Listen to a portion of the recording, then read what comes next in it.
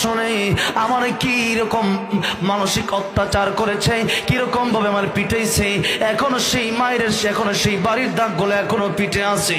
ইয়া রাসূলুল্লাহ, ইয়া হাবিবাল্লাহ, আমি তারে মাফ করব না। আমার নবী কষ্ট পেয়ে গেলেন, ডেকে বলেন, আল্লাহ রাব্বুল আলামিন, আমার আগের দোয়া তুমি কবুল করো নাই, এখন আমি আরেকটা দোয়া করব, তুমি কি সেই দোয়াটা কবুল করবেন? কবুল করে নিলাম।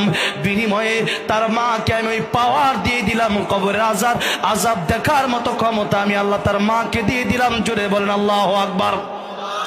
ইমাম মুমিন তাকে দেখলো যেই মাত্র কবরে আযাব হয়, একটা চিৎকার দিয়ে বলে, ইয়া রাসূলুল্লাহ, ইয়া হাবিবাল্লাহ, কবরে আযাব বুঝি এত কঠিন?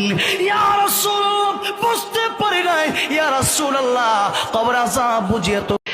আমার নবীজি যেই মাত্র দেখলেন কবরে আযাব হয়, আমার নবীজি আমার আল্লাহর কাছে একবার হাত উঠালেন, আয় আল্লাহ তাআলা, আমি তো রাহমাতুল লিল আলামিন নবী, এই কবর আযাব হয় আমার তো সহ্য হয় না।